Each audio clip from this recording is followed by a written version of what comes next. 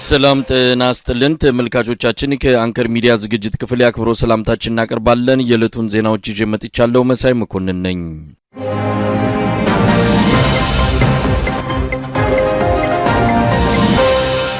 የአብይ አህመድ አገዛዝ በራሱ የሚሊሻ ታጣቂዎች ላይ የድሮን ጥቃት መፈጸሙ ተገለጸ። ከ65 በላይ የአገዛዙ የሚሊሻ ሰራዊት አባላት በድሮን ጥቃቱ መገደላቸው ታውቋል።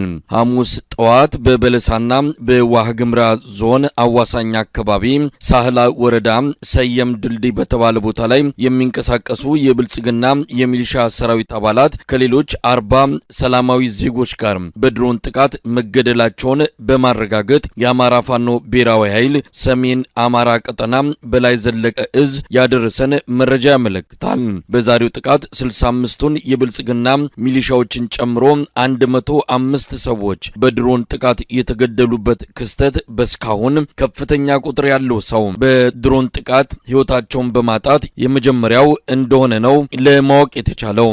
አገዛዙ ለራሱ ታጣቂዎችም ርህራሄ እንደሌለው ባመላከተው በዛሬው የድሮን ጥቃት ከ40 በላይ ሰላማዊ ዜጎችም አንድ ላይ መገደላቸው የተረጋገጠ ሲሆን የአማራ ፋኖ ብሔራዊ ኃይል በላይ ዘለቀ እዝ ሰሞኑን በተለያዩ አካባቢዎች ለፈጸመውና ከፍተኛ ኪሳራ ላደረሰበት ጥቃት የተወሰደ የበቀል እርምጃ እንደሆነ ነው ከእዙ ህዝብ ግንኙነት የደረሰን መረጃ የሚያመለክተው።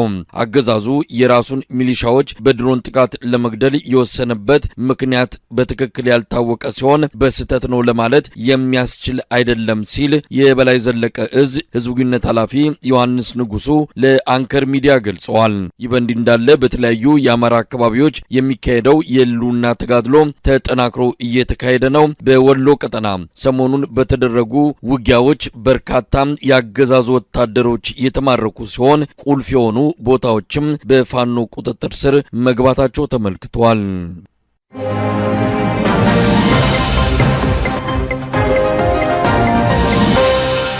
በአብይ አህመድ ሐሳብ አፍላቂነትና የበላይ ተቆጣጣሪነት የተጀመረውና የአማራን ህዝብ አንድነትን ለማዳከም ታልሞ እየተካሄደ ያለው ጎንደርን እንሞሽራት መርሃ ግብር የጥምቀትን በዓል ምክንያት በማድረግ በ100 ሚሊዮን ብር ወጪ ከፍተኛ በሆነ ድግስ የተከናወነ መሆኑ ታወቀ።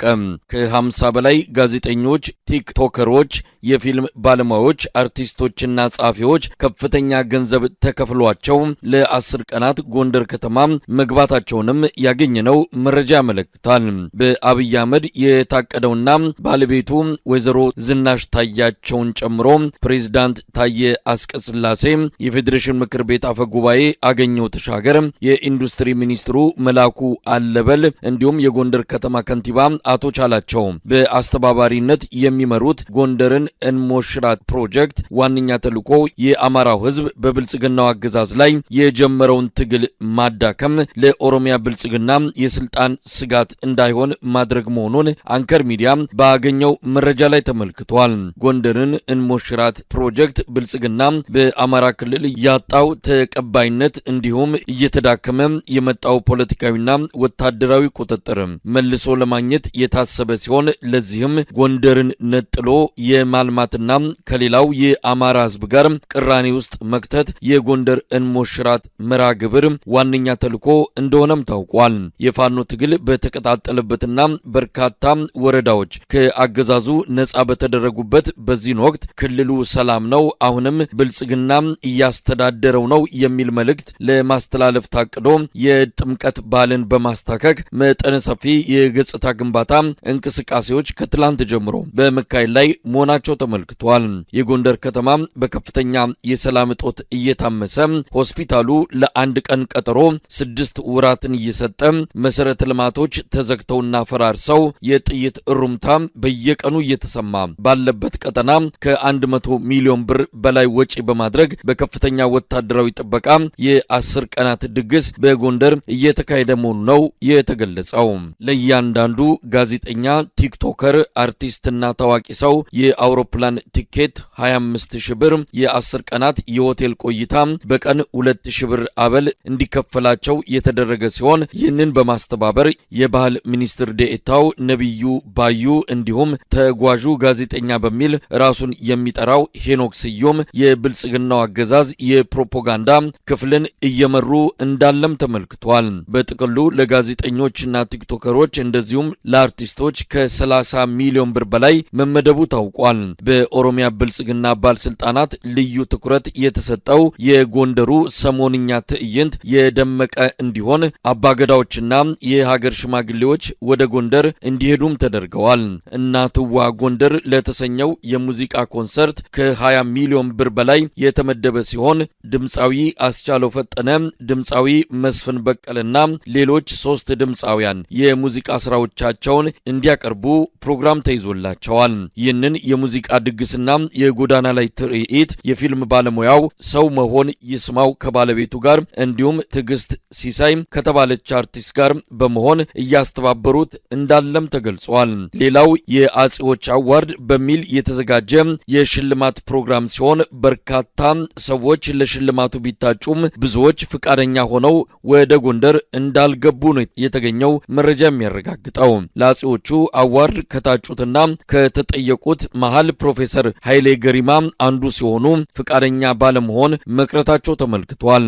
ጎንደርን እንሞሽራት ፕሮጀክት አካል ለሆነው የሰሞኑ የጥምቀት በዓል ድግስ የአብይ አህመድ አገዛዝ ልዩ ጥበቃ እንዲደረግ በማዘዝ በድሮን በሄሊኮፕተርና በጦር አውሮፕላኖች የታገዘና በ10 ሺዎች የሚቆጠሩ ወታደሮች ጎንደር ገብተው ከፍተኛ ቁጥጥር እያደረጉ እንዳለም በደረሰን መረጃ ላይ ተመልክቷል።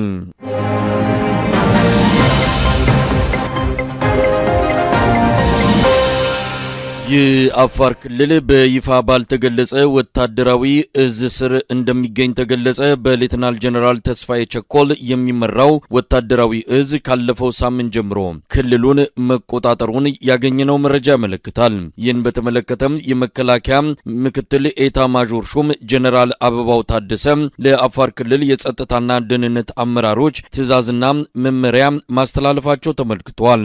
አፋር ክልል በሁለት ምክንያቶች በወታደራዊ እዝ ስር መውደቁን የሚገልጹት የአንከር ሚዲያ ምንጮች አንደኛው ክልሉ ከዕለት ወደ ዕለት ስርዓት አልበኝነት እየተስፋፋበት መምጣቱን፣ የባለስልጣናት ከፍተኛ የሙስና ተግባር፣ የክልሉ መምህራንና የጤና ባለሙያዎች ደሞዝ ካለመከፈል ጋር ተያይዞ አመጽ ሊቀሰቅሱ ይችላሉ የሚለው ስጋት ማየሉ ሲሆን፣ ሁለተኛው ደግሞ የአብይ አህመድ አገዛዝ የአሰብን ወደብ በጦርነት ለመያዝ ላለው ፍላጎቱ ማስፈጸሚያ እንደ አንድ የጦር ቀጠና ሊከልል በማቀዱ እንደሆነ ለማወቅ ተችሏል። የአፋር ብሔራዊ አንድነት ግንባር ኡጉጉሙ የተሰኘው ታጣቂ ቡድንም ከጊዜ ወደ ጊዜ ኃይሉን በማጠናከር በተለይም ከኤርትራ በሚያዋስኑ የአፋር አካባቢዎች ወታደራዊ እንቅስቃሴ መጀመሩ ለአብይ አህመድ አገዛዝ ከፍተኛ ስጋት መፍጠሩና ወታደራዊ እዝ ለማቋቋም ውሳኔ ላይ እንዲደርስ ማድረጉም ተመልክቷል። ከቅርብ ጊዜ ወዲህ የአፋር ክልል ባለስልጣናት አገዛዙን እየካዱ መጥፋታቸውንና ታጣቂ ኃይሎችን መቀላቀላቸው ያሰጋው የአብይ አህመድ አገዛዝ ክልሉን በመከላከያ ቁጥጥርና እዝ ስር ለማድረግ እንዲወስን እንዳደረገው ነው ለማወቅ የተቻለው። ሌተናል ጀነራል ተስፋዬ ቸኮል በአሁኑ ጊዜ የክልሉን አጠቃላይ የጸጥታ ሁኔታ የሚቆጣጠረው የመከላከያ መዋቅርን እየመሩ መሆናቸው ተገልጿል። ለአብይ አህመድና ሽመልስ አብዲሳ ተልዕኮ አስፈጻሚ በመሆን የሚወቀሱት የክልሉ ፕሬዝዳንት አቶ አወል አርባ በከፍተኛ የዘረፋ ተግባር ውስጥ እንደተሰማሩ በሕክምና ሰበብ በየጊዜው ወደ ውጭ ሀገራት እንደሚሄዱና ሰሞኑንም ወደ ዱባይ፣ ቱርክ፣ ታይላንድ፣ ሳውዲ አረቢያ እንደሚጓዙ ነው በደረሰን መረጃ ላይ ተመለከተው።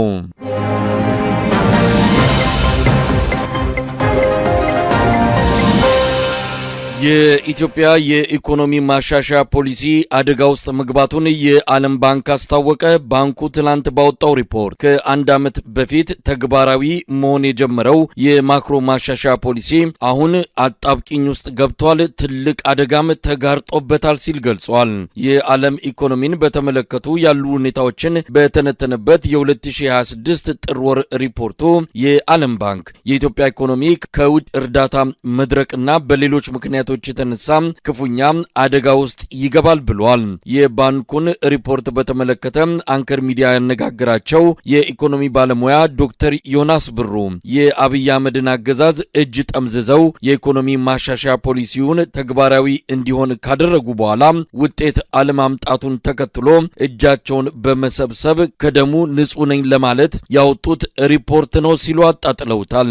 ትላንት የወጣው የዓለም ባንክ ሪፖርት የኢኮኖሚ ማሻሻያው መክሸፉን፣ ሀገሪቱ በከባድ የኢኮኖሚ ቀውስ ውስጥ እንደምትገኝ፣ ለዚህ ግን የዓለም አቀፍ የኢኮኖሚ መቀዛቀዝ ተጽዕኖ እንደሆነ ሰበብ አድርገው መግለጻቸው ጥፋቱ ተጠያቂ አይደለንም ለማለት እንደሆነ ነው ዶክተር ዮናስ ብሩ የሚናገሩት። በሐምሌ ወር 2024 ተግባራዊ የተደረገው የማክሮ ኢኮኖሚ ማሻሻያ ፖሊሲ ከፍተኛ የኢኮኖሚ ቀውስ እንዲፈጠር ከማድረጉም በላይ የኢትዮጵያን ብር የመግዛት አቅምን ከ300% በላይ እንዲወድቅ አድርጎታል። ብሉምበርግ በቅርቡ እንደዘገበው የኢትዮጵያ ብር በዓለም ደካማ ከሆኑ 3 የገንዘብ ኖቶች አንዱ መሆኑ ተረጋግጧል።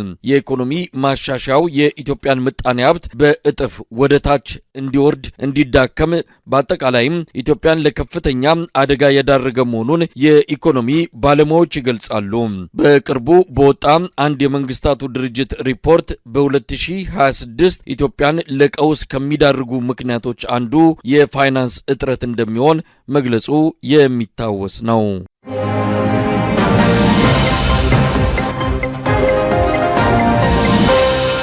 በመጨረሻም የህዝብ ተወካዮች ምክር ቤት አባልና የአብይ አህመድ አማካሪ እዚህ ዋሽንግተን ዲሲ በሆቴል ውስጥ ህይወታቸው አልፎ መገኘታቸው ተገለጸ።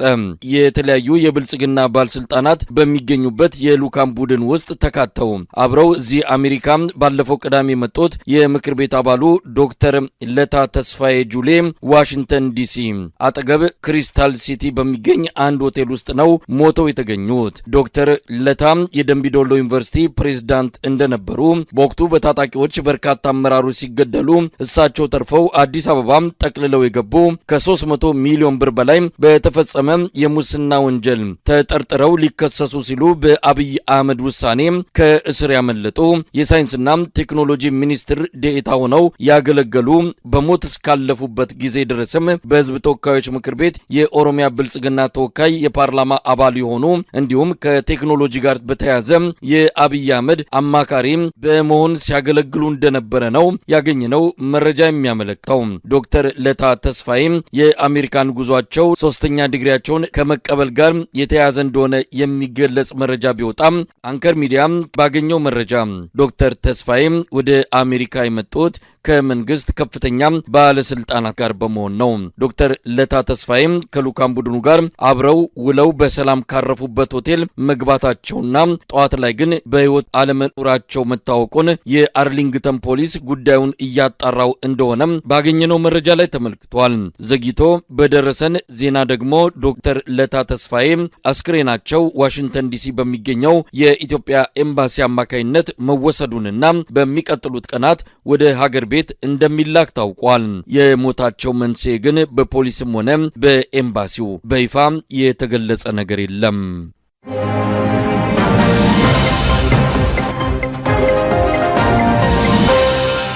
ተመልካቾቻችን ዜናዎቹ እነዚህ ነበሩ። ከአንከር ሚዲያ ዝግጅት ክፍል መሳይ መኮንን አብሬያችሁ ቆየው።